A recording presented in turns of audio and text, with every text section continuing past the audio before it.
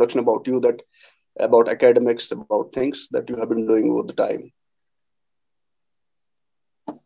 So for your viewers, I currently am the spokesperson of the J&K People's Conference. I've been associated with this organization for 2.5 years, more than 2.5 years, almost 3 years now.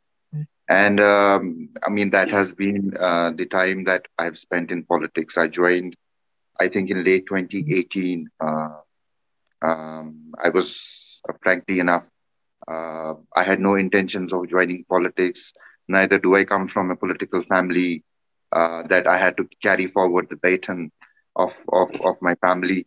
It was purely because of the conversations I had with the PC president, Mr. Sajad Lone. Even though I've known him for a number of years, I think our conversations regarding politics, his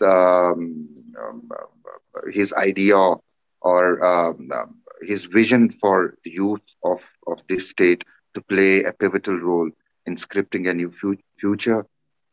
His, personally, his vision,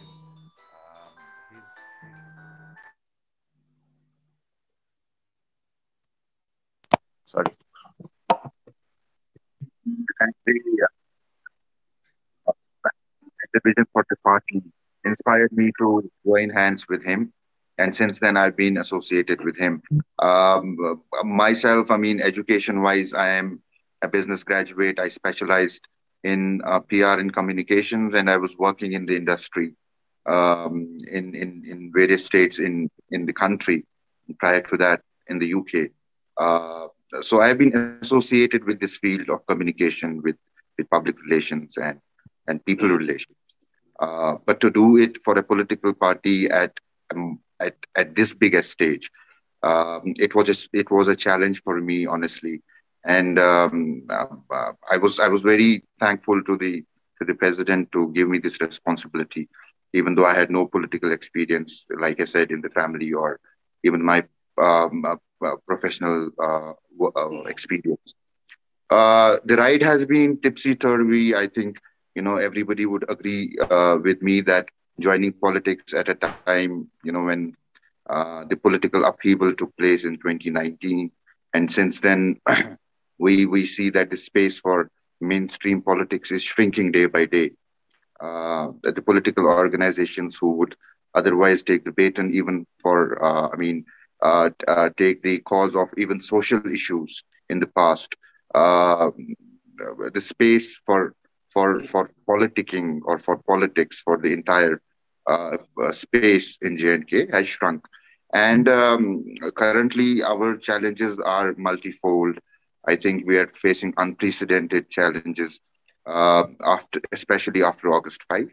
And I honestly take a great deal of pride in being in this space and committed to and resolved to stand up in this space to help the people of this state with whatever I have in me. Thanks for being so much lucid and so much articulate in the thing, and with sort of precision that you conduct yourself, be that the debates, be that over this introduction. Politics must have happened to you. Is it like it was a deliberate attempt to actually crash into a sphere that is, we consider it's too tough, it needs too much of professional kind of stuff with a person? Did happen to you as that way, or there was something different that pushed you to join a political party? I think, like I said, in my initial conversations, I think it was the vision. When you make a decision to enter a field which otherwise is thought of as not ideal for somebody who's educated and who can find himself a decent, well-paying job. In our society, it's looked down upon. You don't see people who have excelled in their professional capacities or their careers quit that comfort zone and come and join politics. Politics in a place like Kashmir, you know how things have been in the last 3 decades. So the entry to politics is limited in Kashmir, and then when you see the number of people who are educated, who are who have professionally excelled in their careers, have also decided, if we see the last 30, 40 years, you don't see a large influx of people, young people who are capable, who could have a better life outside of this space, coming and joining, being a part of this space. I think, what I can talk about my personal experience, what caught my eye was the scope of this entire space. In being able to, if I'm very deliberately using this expression, if, things are allowed to move in a democracy, if political parties are allowed to do their politics day in, day out, if there is no such censorship on political parties, this field, for people like me, I saw it as a field wherein I can make immense contributions to my society. I could, even if I at that point, I thought, the choice before me was very simple. Otherwise, I was working outside of the state. I could have done well for myself, I mean, financially, for my family, even excelled in my professional capacity. But it would have had a minimum impact on the society that I came from. Having come from an era in the 90s, having grown up in the 90s, I thought it was very important. It still is very important for people like me who have the exposure and have the capacity, the will to work hard in this space, because you can make immense contributions. Like I said, you can really make a difference. What when we talk about change, change does not come. It's not change wouldn't be evident in a short span. You have to work towards it. You have to build this. You have to build change block by block, brick by brick. So any contributions from my side, I wouldn't, even though from the outside perspective, you wouldn't find it very, to a great deal. But then people like me, like youngsters like me, when we are in politics, I think, it does make a huge impact. Normally, we have seen over the time that the generation we are part of, it represents a particular trend that there is a political furor, there is a getting personal on the social media debates or even the television debates. Has the political decency gone out of the window, as we normally expect ourselves to behave in a particular way? We can have disagreements in the political space, but at least at the end of the day, we do belong to the same society. We can have clash of interests in politics, but down the line, that civility is gone, I reckon, because I also watch television debates and other things. But then it is just, it just gives a kind of a bad vibe. The reason being that the decency that politics should have within it, within the space it conducts itself. So where is that gone? Where do you stand on that? I agree with you. I think decency to a large extent has gone out of the window. And to be honest, it's very off-putting for an external observer. This argument I've been trying to make for a while now. I say, if I consider, or if I imagine myself being outside of the politics, not a part of it, and I see people like me or younger people going on television debates or social media debates and abusing each other and shouting at each other and heckling each other, it would have been very off-putting for me. I would have thought, and people on the outside do feel that these people who claim to be representatives of the people of Kashmir or Jammu, they don't have the decency or the civility to put across their points of view in a civilized way.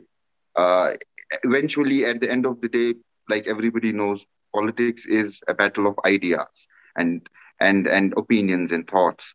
And you will have to, even though you have disagreements, I have disagreements with other parties, or they would have disagreements with me. But those disagreements, when put in a logical argument, is a fine way of communicating with the people. But when the same opinions are are sort of, forced down upon people when representatives who are supposed to be ambassadors. We are in ambassadorial positions, right, for our parties, who are supposed to be ambassadors not just for their parties, but for the entire space altogether. Because for a person on the outside of politics, it doesn't really matter whether he's from the People's Conference or the NC or the PDP. The actions and words and behavior of a spokesperson or anybody who's on TV from any party is taken as a representation from the entire political space, which is unfortunate because we have brilliant minds in this space. I have had the opportunity to meet, I mean, brilliant minds in all parties, not just ours. So I am a firm believer in putting across disagreements or your own perspectives or points of view in a very civilized manner. The problem is that we don't focus much on the argument. Even if you are to question me on my party policies, rather than having an argument to back the position of my party and explain the reasons behind it to you, I find it convenient and easier to abuse you, to dismiss your comments or your question, to call you biased or um, uh, just make a drama about the question so that I don't actually answer the real question. So that is where we are leading up to. It's not just in Kashmir. I think unfortunately this trend is has been there for quite a while in the national politics too. I think we are importing that style of TV debates and arguments into Kashmir, which is avoidable. And I would, request everybody, starting from myself, that whenever we are in a program, on a TV show, or in a public gathering, we should behave like the true representatives, the ambassadors of political mainstream in the entire JNK, not just representing our parties.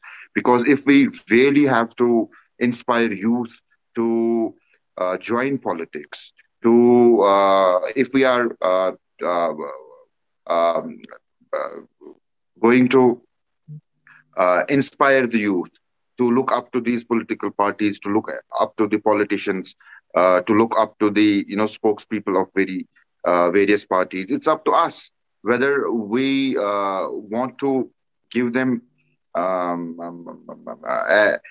we want to give them ambassadors who are abusive, or we want to give them ambassadors who are able to convince the other side of the opinion, who are able to convince and inspire them to join this space.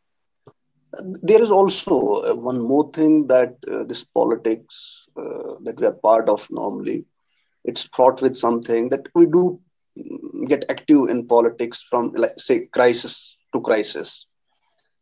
Because normally in between this crisis to crisis tenure or duration, we do stay engaged within our own spheres that we are more personal that are. Is that crisis to crisis politics healthy and good for a society as holistic, as diverse as ours? Shouldn't there be normal politics in the normal times be done on a regular scale, so that politics has a meaning and politics has a value that's attached to it? Has it become all about that, just a crisis in politics, or we can say political crisis in itself? Because beyond this crisis, we have not been able to see leaders, political, politicians, or other people who are in this capacity. They don't normally talk to people. They don't engage more with the people. They don't stay too much rooted to the ground. That is the very basis of the democracy that we are in. So why do you stand on that thing? I think, I would agree with you to a few points that you made. I think, the culture of politics here, I mean, you were referring to that, is indeed, there is room for improvement. See, partly it is because that Kashmir is unlike other states in the country.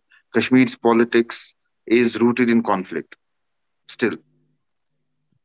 While as in places like Delhi and Goa and Bengal and other places, you would see that political parties are indulging in politics of deliverance, of governance, of promises, right? In terms of the economy, in terms of development, in terms of jobs and sports and youth, and uh, likewise, there are many issues. But historically, what has happened in Kashmir, and I think it's a fair point made by you, that the politics has fairly remained sentimental in nature. What I mean by that is that the political mainstream parties who are in the electoral process of this country, we have to understand that this is the grievance redressal part of it. The aspirations, political in nature, that people may have in Kashmir, uh, cannot be, can the mainstream, political mainstream that there exists, cannot fulfill those promises. But then the grievance is that we are there to address, that the people elect governments to address grievances basis on power, roads, electricity, jobs, everything else. We tend to rake up the issues which are sentimental in nature without concentrating or focusing on issues that we can address, the grievances part of it. And this has unfortunately been the case, and starting from 1947, the elections in 87, the elections in 96, the elections in 2008 and 14. So the plank of all parties have been less developmental. They have not communicated the roadmap in terms of how they are going to improve the economy, bring prosperity, ensure security of jobs, of infrastructural development, and have morely focused on the sentimental issues. It is something that it cannot be completely fully blamed on the mainstream politicians, because it's an environment that we operate out of, and we cannot these are variables, or we cannot influence, we don't have control over these. So we will have to, we at the end of the day, we see the challenges that lay ahead of us, the challenges that there exist while operating, I mean, for political parties while operating in this space. There are innumerable challenges, and there is also scope for the politics of development, even though the politics of development has become a much abused word. Development in itself has become a much abused word. But we will have to somehow strike a balance so that we ensure that the deliverance of governance becomes a reality in Kashmir. That we, as much we focus on the sentimental side of the issues, we focus equally or even more on issues that are in our control, in our hand. And when we do get elected, any government can deliver on those promises. I think this is a habit, like I said, a cultural thing for the last so many decades, that we will have to come out of it, and there have to be voices within this space who advocate for changing course, for changing tactics, for changing strategies. Because otherwise, what happens is that once political parties go out on sentimental planks, and then they are elected by the people to make the government for 5 years. When after 5 years, those sentimental promises are not fulfilled, even though the government may do well on the governance part of it. People feel that they've been betrayed, they've been let down. This notion of politics being a dirty business in Kashmir, that politicians lie, they make false promises. You've heard it, I've heard it. Where does it come from? It comes from a history of elections, where such promises promises of at a different level were made, and then deliverance. Everybody knows that promises made on sentimental level cannot be delivered by political governments here. So absolutely agree, and I think I take this responsibility on myself, on my shoulders, and people like us should be the torchbearers of this change of attitude. That yes, there is a political debate on J&K, and it has its own roots, but then the field that we are operating out from It's a very limited field, and we can only deliver on limited promises. So if we stay true to our people and say that, okay, this is not something that I can deliver on, this is something outside of my scope. Here are things that I can deliver on, and tell me if you like my manifesto. So I think there is a lot of scope for politics of honesty, especially for mainstream. Some parties, I don't want to criticize anybody, but do sometimes tend to take moral high ground on sentimental issues, which we should avoid, because when we rake up those issues, I think the history of deliverance of the political parties on those issues has been abysmal. So the more we repeat those mistakes, the more people sort of move away from us.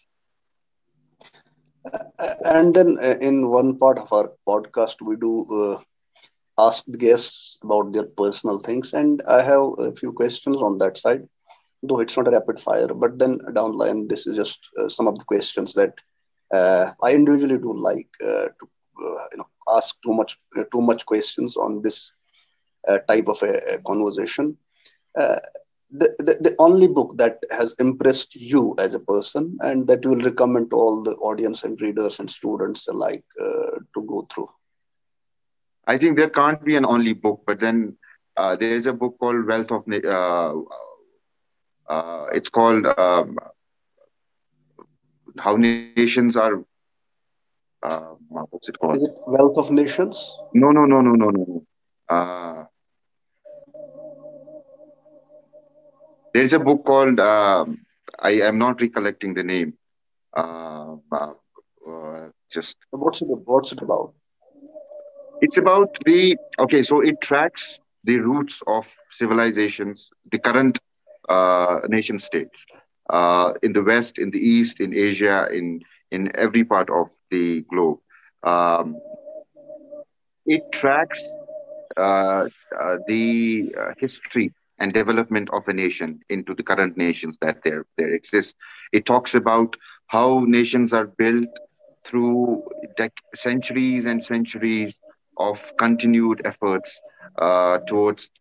So he's basically comparing the nations who are developed and nations which are underdeveloped, and trying to understand the main causes of why there exists so much disparity. Why nations fail, it's called. I had forgotten. Why nations Why fail, yeah. nations fail. So I it tracks the I disparity have the book between with me, I nations guess. in the West, in the East, in Asia. So the central themes it talks about is the structure, the political and economic structure. The basic crux of the book The is structures that the that are at political and place. economic structure of any nation tends to decide whether that nation is going to be a successful one or a failure.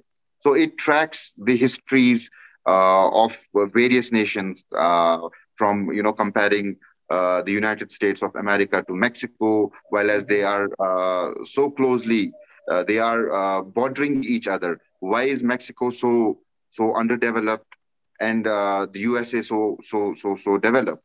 It tracks, say for example, it compares North and South Korea. Why South Korea is so developed and considered a first world, whereas North is far behind.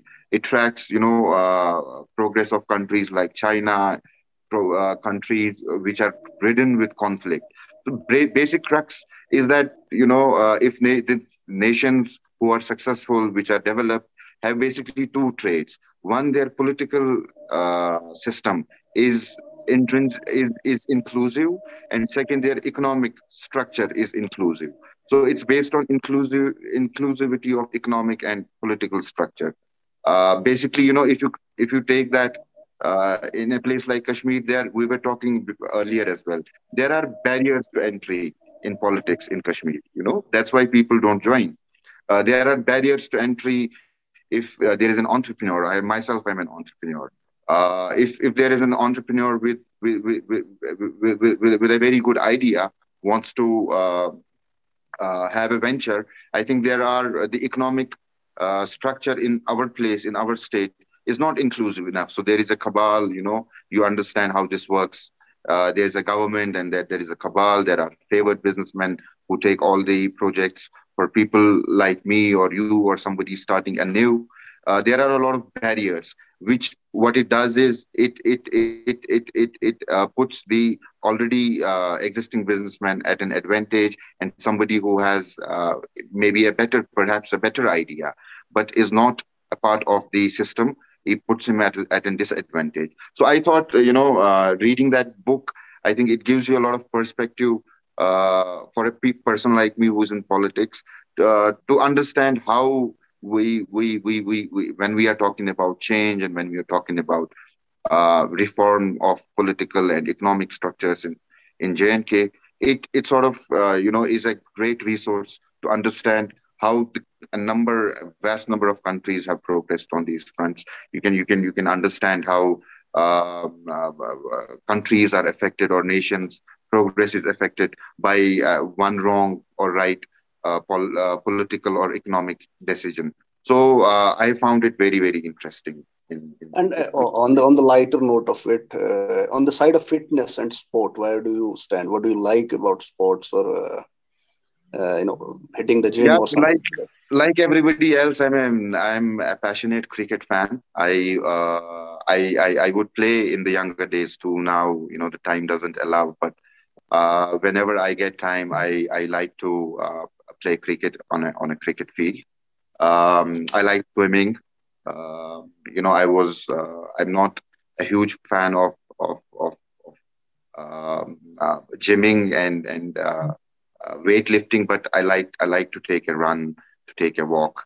I like cricket, and yeah, I think that's about it. Football, I haven't had much interest in from early age. that? And if you have to define in a one liner yourself, what will that be? That will be a promo tagline. Oh, it's difficult. I would say an accidental politician. Okay. And since we are running out of time, but then one last thing I would like from you to uh, you know to listen, that is, if you were to rate this conversation, this type of conversation, or this podcast on the scale of 10, how good will it score? Yeah, you're putting me in a spot now, Maharaj. I'm not handing hampers I anyway. think, it's very honestly, it's very refreshing for me to have this conversation, because this is very light-hearted, very meaningful, very profound. And I think, like we were saying earlier too, there is no shouting matches, no abuses being hurled, and this race of putting my point versus their point. So I would rate it 8, uh, 2 for just for the scope for improvement, Okay, because yeah. So everything would have to obviously improve. yeah. But it's Uh, been a heartening conversation with you.